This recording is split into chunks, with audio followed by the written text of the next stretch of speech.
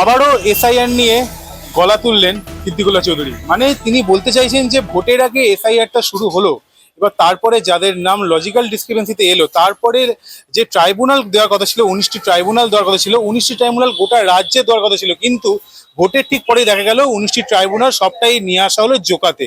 এবার জোকাতে যে 19টি ট্রাইব্যুনাল নিয়ে আসা হলো, তাদের সমস্যা কি হলো?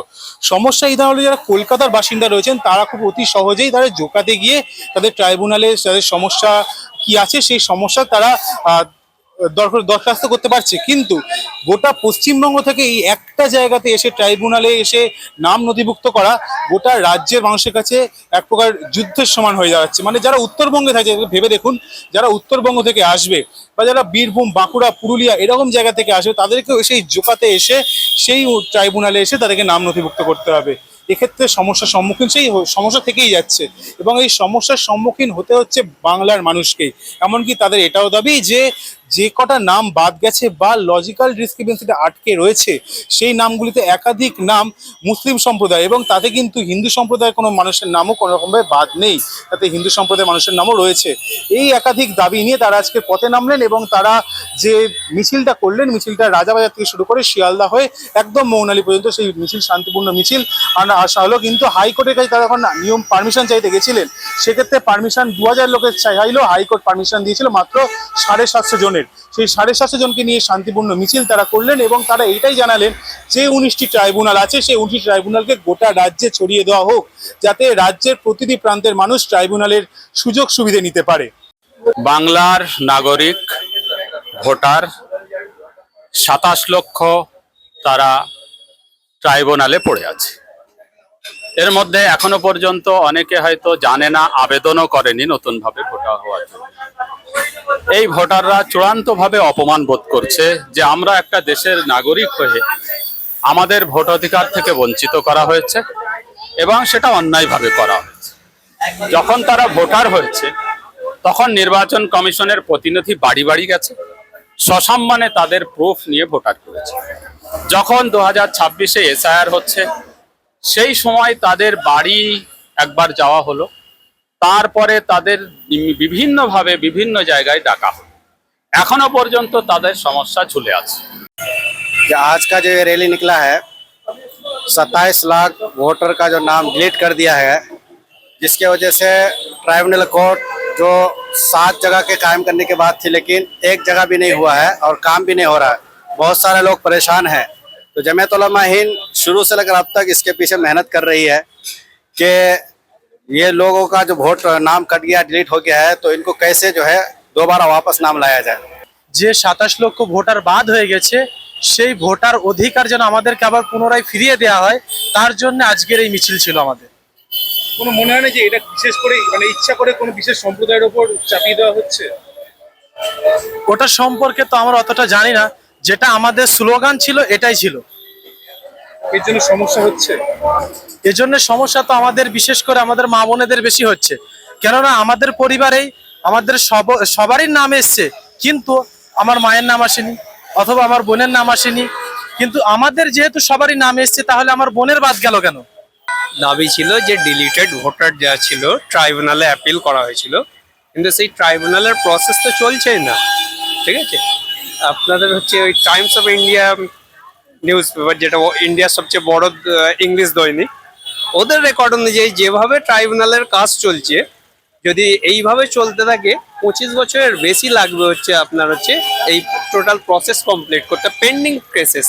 ঠিক আছে, তো এর মধ্যে বেশিরভাগই আছে মুসলিম মহিলারা, যারা বিবাহের পর, আপনাদের যেমন হচ্ছে বিবাহের পর সারনেম হচ্ছে সামির হয়ে যায়, তো আমাদের মুসলিমদের ক্ষেত্রে সারনেমের অতটা ইম্পর্টেন্স নেই।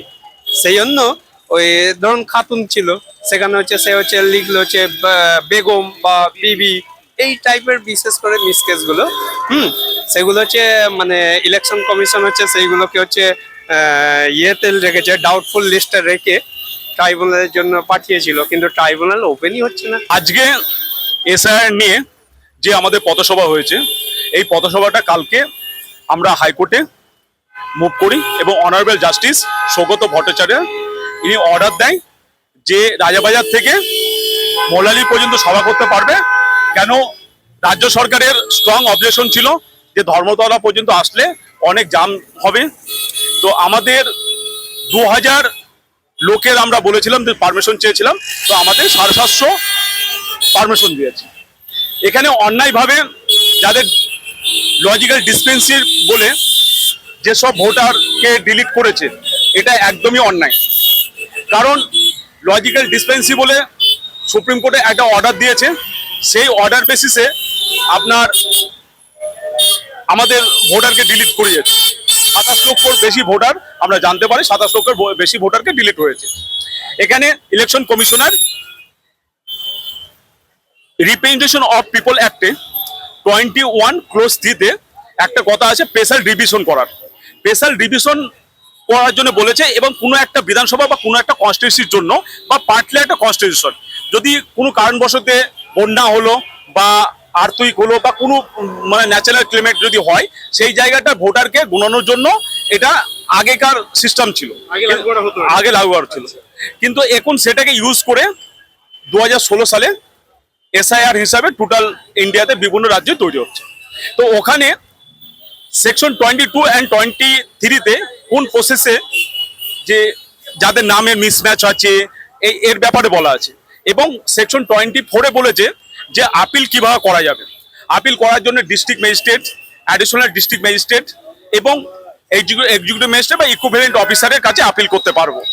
এবং আপিল করার জন্য কোনো ট্রাইব্যুনালের কথা নেই, কিন্তু সুপ্রিম কোর্টে ট্রাইব্যুনালের কথা বলে দিয়েছে। রাজ্য সরকার বা ইলেকশন কমিশনার একটা ট্রাইব্যুনাল করেছে জুকাতে, যেটা শিয়ালদা এবং হাওড়া থেকে মোটামুটি 30-40 কিলোমিটার ডিস্টেন্সে। গোটা রাজ্যের জন্য একটা জায়গায় ট্রাইব্যুনালটা করেছে। যদি যারা উত্তরবঙ্গ থেকে যদি কেউ করতে যায়, এটাই বলতে যাচ্ছি, যারা উত্তরবঙ্গ থেকে আছে, মালদা, উত্তর দিনাজপুর বা কুচবিহার থেকে যারা আছে, হিয়ারিং এর জন্য এই ট্রাইব্যুনালে আসতে হবে। এদের জন্য আলাদা করে কোনো ট্রাইব্যুনাল নেই।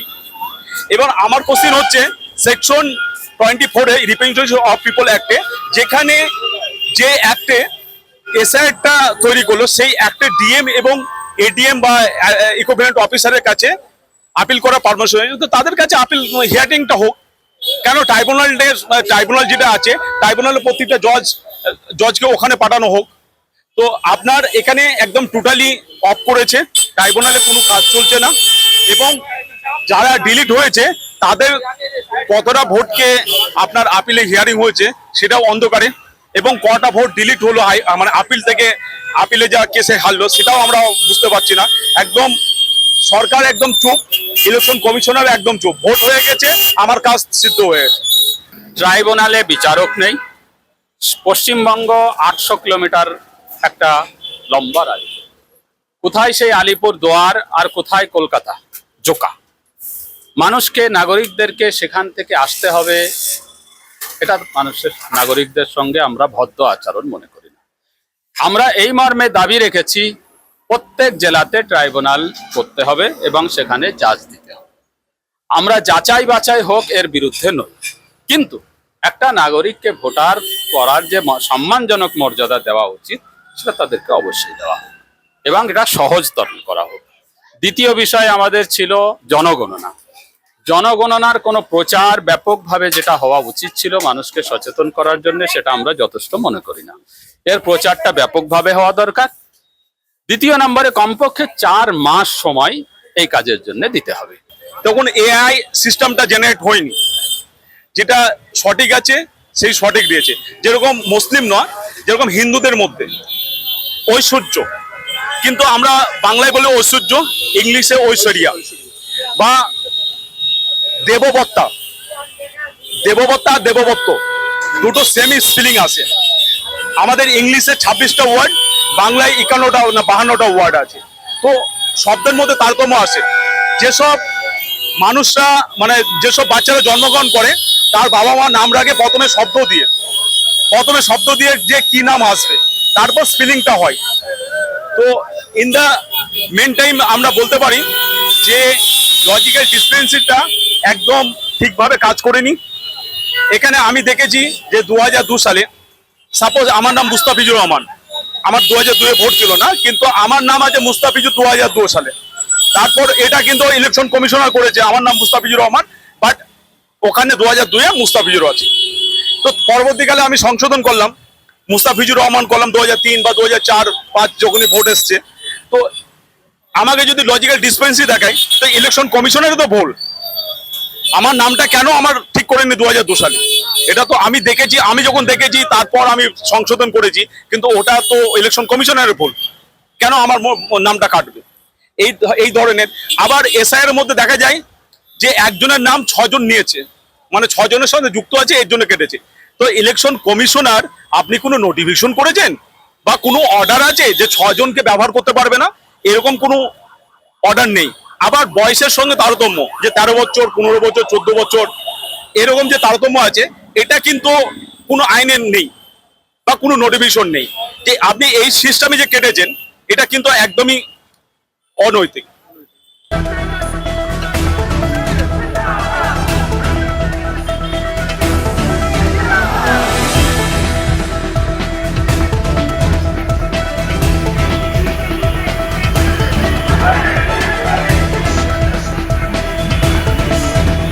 যথারীতি এসআইআর হয়ে গেছে, অনেকদিন হয়ে গেছে, তারপরে ভোটও হয়ে গেছে, ভোটের পরে সরকারের পালাবদল ঘটে গেছে এবং তারপরে সরকার একাধিক নতুন নতুন উদ্যোগ সামনে নিয়ে আসছে।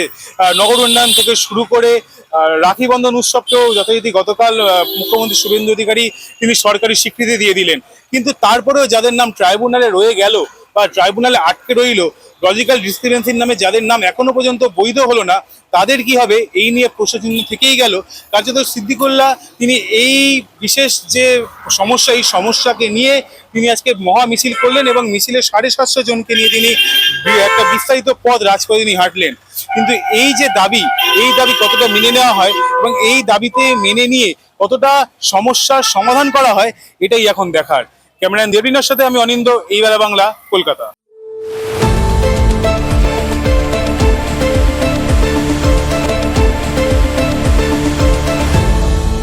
আপনারা দেখছেন এই বেলা বাংলা, শিরোনামে সবার আগে।